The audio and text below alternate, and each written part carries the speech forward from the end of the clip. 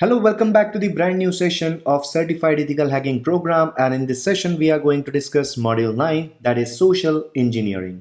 So this module provide an overview of social engineering, although it focuses on facilitates, or you can say policies, and advocates effective countermeasures, the possible methods of extracting the information from the another human being, rely on the attackers ingenuity. The features of these techniques makes them art, but the psychological nature of the some of these particular techniques makes them a science. The bottom line is that there is no ready defense against the social engineering. Only constant vigilance can circumvent some social engineering techniques used by the attackers. So the first question is, what is social engineering? So before performing a social engineering attack, the attacker gathers information about the target organization from various sources such as the organization official websites, where employees IDs, names, email addresses may be shared, right? Then advertisements of the target organization cast through media reveal information such as products and offers. The blogs, forums, and other online spaces where employees share basic personal and organizational information. So that can be possible. So after gathering information on, attacker executes a social engineering attack using various approaches such as impersonation, piggybacking, tailgating, reverse social engineering, and other methods. So social engineering is the art of the manipulating people to divulge sensitive information, to use it to perform some malicious action. Despite security policies, attackers can compromise an organization's sensitive information by using social engineering, which targets the weakness of people. So most often, the employees are not even aware of a security lapse on their part, and inadvertently reveal the organization's critical information. For instance, unwittingly answering strangers' questions or replying to the spam emails. To succeed, attackers take a special interest in developing a social engineering skills can be so proficient that the victim might not even notice the fraud. So attackers always look for new ways to access information. They also ensure that they know the organization's parameters and the people of its parameters. So such as the security guards, receptionists, and help desk workers to exploit human oversight. The then the people have conditions, or you can say conditioned themselves to not be overly suspicious, and they associated specific behaviors and appearances with known entities. For instance, a man in a uniform carrying a pile of packages for delivery will be perceived as a delivery person. So, with the help of social engineering tricks, attackers succeed in obtaining confidential information, authorization, and access details from the people by deceiving and manipulating human vulnerabilities. So the next point is phases of a social engineering attack. Yes, attackers take these particular steps to execute a successful social engineering attack. So there are four steps, right? The first is research the target company, where the dumpster diving websites, employees tour of the company, etc. They can get the information, right? Then select the target. We need to identify frustrated employees of the target company. Then third, develop a relationship. So you need to develop a relationship with this particular selected employees which you have selected in the previous step. The last, exploit the relationship. So you need to collect sensitive account and financial information as well as current technologies as well on which they are working. So the next type of social engineering. So the first is human-based social engineering, second is computer-based social engineering, the third is mobile-based social engineering. So let's have a quick look on these particular three types of social engineering. First is human-based social engineering. So human-based social engineering involves manipulating people into divulging confidential information or performing actions they would not normally do. So it's important to note that the ethical considerations are paramount, and any use of these techniques should be for legitimate and legal purposes, such as raising awareness about security vulnerabilities. And here's a very short example I'm giving you. Let's consider attacker says, "Hi there, I am calling from the IT department. We are updating everyone's email accounts and need your password to ensure a smooth transition. Can you please provide it?" Target will say, "Oh, sure, why not? It's the password is dash dash, whatever the password will." And attacker will say, "Thank you so much for your cooperation." So in this example, the attacker pretended to be the he is from IT department to manipulate the target into revealing their password. But this emphasizes the importance of verifying the identity of anyone requesting sensitive information. So the second is computer-based social engineering.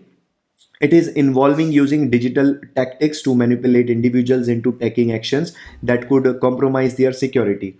Let's consider a scenario. The attacker is saying, urgent, your account will be locked unless you click this link to verify your credential immediately. So let's consider this is the email which you got from the attacker, and it says, urgent, your account will be locked unless you click this link to verify your credentials immediately. So the target will click the link and enters their login information, and the attackers gain the unauthorized access the target's account.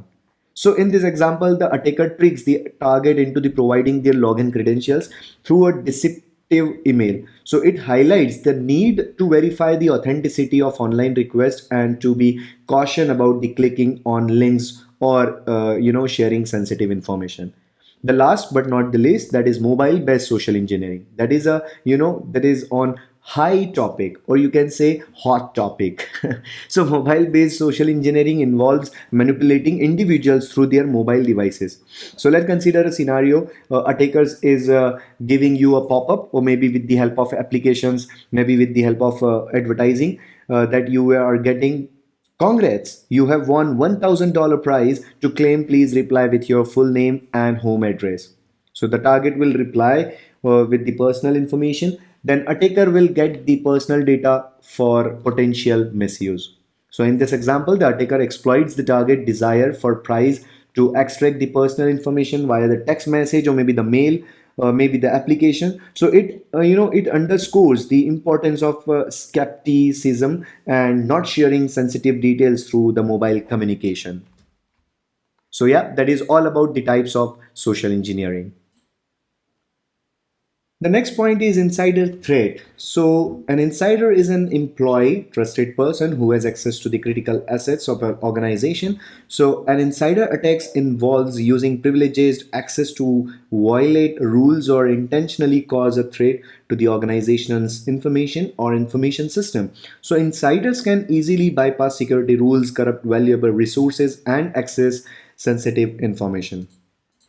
So the insider attacks may cause great loss to the company. Further, they are dangerous because they are easy to launch and difficult to detect. So insider attacks are generally performed by privileged user, disgruntled employees, maybe the terminated employees, accident-prone employees, maybe the third parties, then under trained staff as well. So there are a lot of reasons which we can have into that particular insider attacks. Next is social engineering through impersonation on social networking site. So as social networking sites such as Facebook, Twitter, and LinkedIn are widely used, attackers cooked them as a vehicle for impersonation.